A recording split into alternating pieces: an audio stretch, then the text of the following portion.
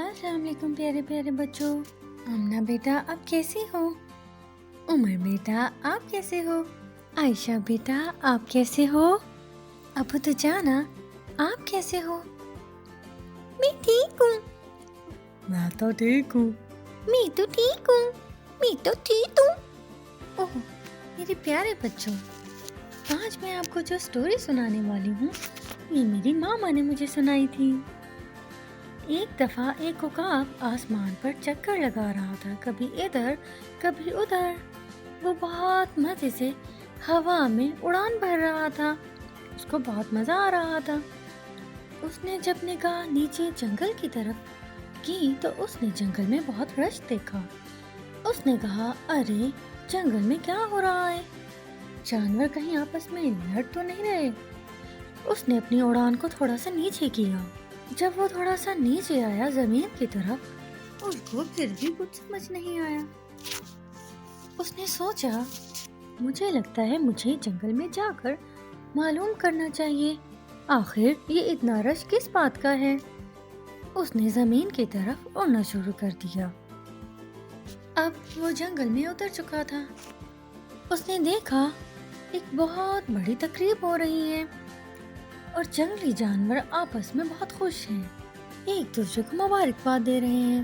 اس نے کہا ارے یار، میں نے اپنی زندگی میں کبھی ایسا منظر نہیں دیکھا.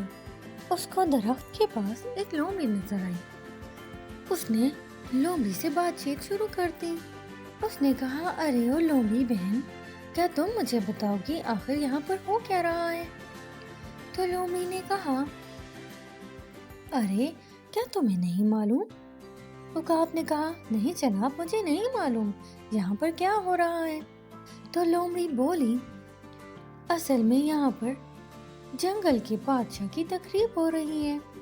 تو عقاب فوراً بولا جنگل کا بادشاہ؟ اب بھلا اس میں تقریب کی کیا ضرورت؟ جنگل کا بادشاہ تو شیر ہوتا ہے، پہلے تو کبھی ایسا نہیں ہوا.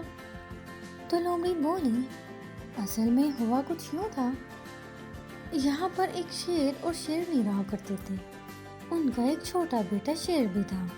بہت سالوں پہلے جنگل میں ایک شکاری آیا تھا. وہ شیر اور شیرنی کو پکڑ کر اپنے ساتھ لے گیا. اب پیچھے رہ گیا شیر کا چھوٹا سا بچہ. اب اس جنگل میں ایک رحم دل جب ہرن اور ہرنی نے شکاری کو اس بچے کے ماں باپ کو لے کے جاتے ہوئے دیکھا تو ان کو اس بچے پہ بہت رحم آ گیا، کیونکہ وہ بچہ اکیلا ہو گیا تھا. تو ہرنی نے شیر کے اس بچے کو پالنا شروع کر دیا. اب شیر کا بچہ بڑا ہو گیا ہے تو اس نے ہرن اور ہرنی سے کہا آپ دونوں نے اس وقت مجھ پر بہت احسان کیا تھا، اس لیے میں جنگل کے بادشاہ کا تاج آپ لوگوں کو پہنانا چاہتا ہوں.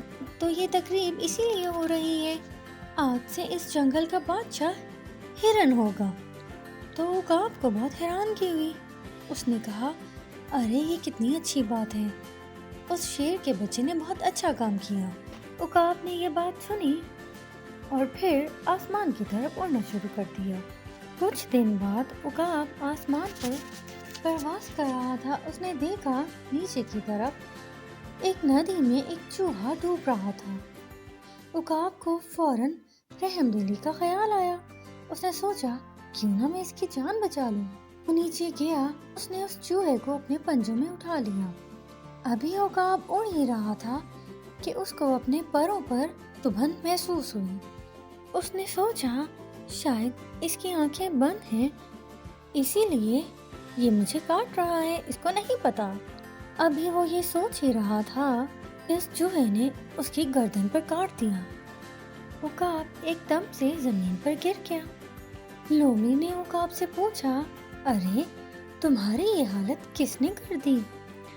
تو عقاب نے اس کو سارا ماجرا سنایا.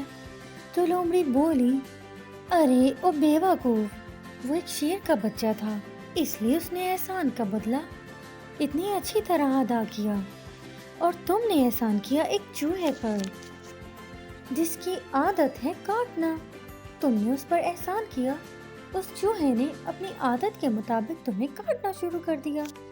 آج کے بعد کبھی کسی ایسے ویسے کے اوپر احسان مت کرنا، ورنہ تمہارا یہی انجام ہوگا۔